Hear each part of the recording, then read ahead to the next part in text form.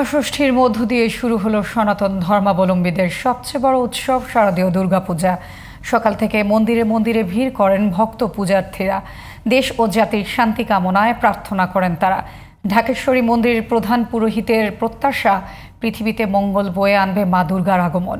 রফিক মাহমুদের রিপোর্ট। তিথি অনুযায়ী পঞ্চমী থেকেই শুরু হয় শারদীয় দুর্গোৎসবের বিভিন্ন রীতি। পঞ্চমীর সন্ধ্যায় দেবী দুর্গার বোধন হওয়ায় ষষ্ঠীর সকালে আনুষ্ঠানিকতায় থাকে কল্পারম্ভ ও বিহিত পূজার। রাজধানীর ঢাকেশ্বরী জাতীয় মন্দিরের বেলতলায় সকাল ৯টায় শুরু হয় কল্পারম্ভ পূজা। এ সময় চণ্ডীপাঠ, পুষ্পাঞ্জলি, ষোড়শ উপাচার আরতি এবং অঞ্জলি দেওয়ার মধ্য দিয়ে সম্পন্ন হয় এই পূজা। দেবী দুর্গার আগমনে উচ্ছ্বসিত ভক্তকুল। তাদের প্রার্থনা, সব জরাকে দূরে ঠেলে শান্তিময় হোক ধরণী। সুন্দর একটা দেশ, সুস্থ পরিবেশ যাতে হয় আমাদের জন্য, এইটা মায়ের কাছে বেশি বেশি করে করলাম। নীল শাড়ি পরেছি, আজকে হলো বেলতলার পূজা, তাই আমাদের শিবের প্রিয় রং। দেশের সার্বিক পরিস্থিতি যাতে উন্নতি হয়, সবকিছুর সাথে ভালোভাবে কাটে, আগামী বছরগুলো যাতে ভালো কাটে।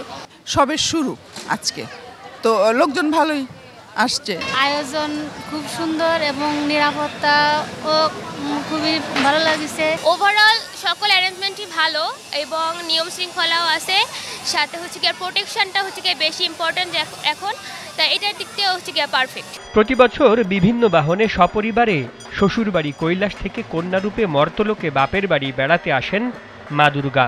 কার্তিক, গণেশ, লক্ষ্মী ও সরস্বতী 4 সন্তানকে নিয়ে দুর্গা মা এবছর বাপের বাড়ি এলেন গজে, আর বিজয়া দশমীতে মর্তলোক ছাড়বেন দোলাই।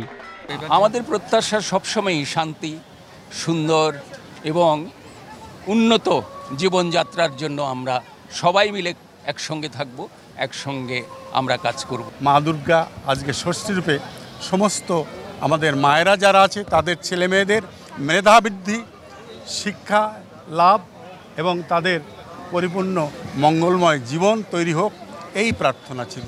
দুষ্টের দমন ও শিষ্টের পালনের পাশাপাশি বিশ্বব্যাপী অবারিত মঙ্গলধ্বনির বার্তা নিয়ে যে দেবী দুর্গা পা রাখছেন মর্তলোকে, তার আরাধনায় আগামী 4 দিন দুর্গাপূজার আনন্দ ছড়িয়ে পড়ুক সবার মাঝে, এমনটাই প্রার্থনা ভক্তকুলের। Rafiq Mahmud, GTV news, Dhaka.